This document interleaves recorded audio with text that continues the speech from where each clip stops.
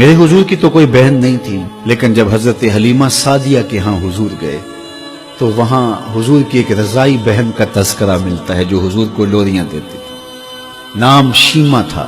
تو شام کے وقت جب خواتین کھانا پکانے میں مصروف ہونے لگتی تو بہنیں ویر اٹھا کر کے باہر لے جاتی۔ ہر بہن کا خیال یہ ہوتا کہ میرے ویر سے سونا زمانے میں کوئی نہیں۔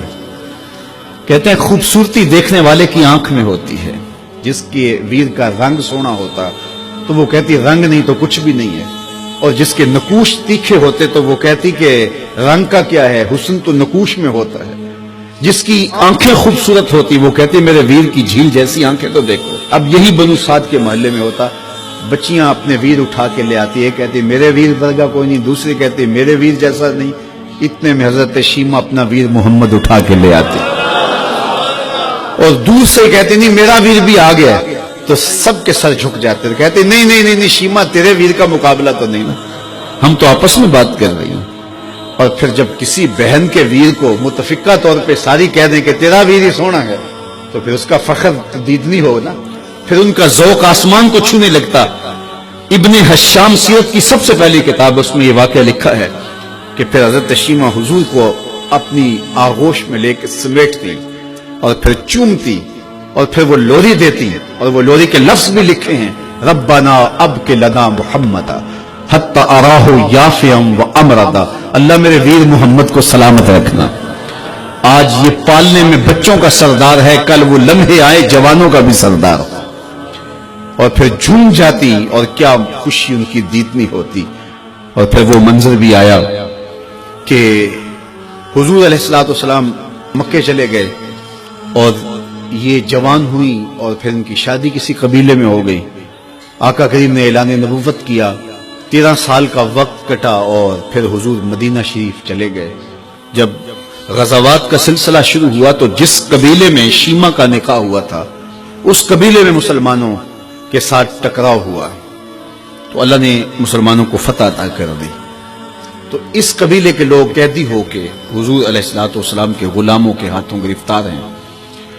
تو یہ اپنے قیدیوں کو چھڑانے کے لیے قبیلے کے سردار ایک ایک گھر سے فدیے کے لیے رقم جمع کر رہے ہیں۔ چلتے چلتے شیمہ کے گھر بھی پہنچے، جو کہ ایک عمر کا حصہ گزار چکی تھی، اور جا کے کہا کہ اتنا حصہ آپ کا بھی آتا ہے۔ کہا کس لیے؟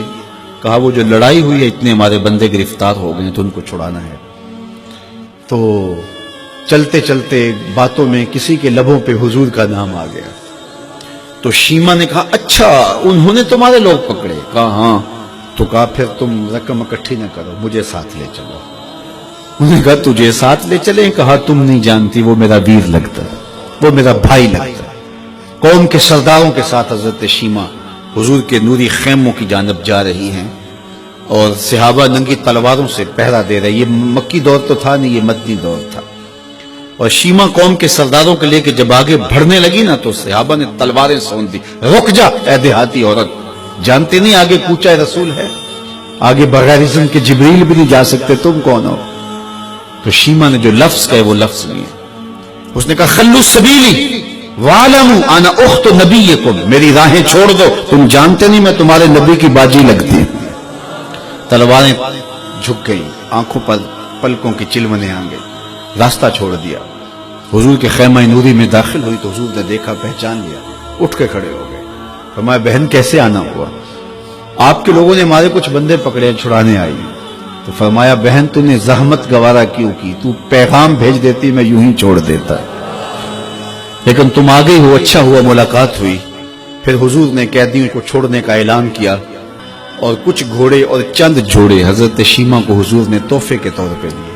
ویروں کے دروازے پر بہنیں آئیں تو ویر خالی تو موڑا نہیں کرتے، تو حضور نے بہت کچھ عطا کیا، اور پھر رخصت کرنے خیمے سے باہر آئے تو صحابہ کی جماعت منتظر تھی۔ فرمایا صحابہ جب میں قیدی چھوڑا کرتا ہوں میری عادت تمہیں معلوم ہے کہ میں پہلے تم سے مشاورت کیا کرتا ہوں، آج ایسا موقع آیا کہ میں تم سے مشاورت بھی نہیں کی اور قیدی بھی چھوڑ دیے۔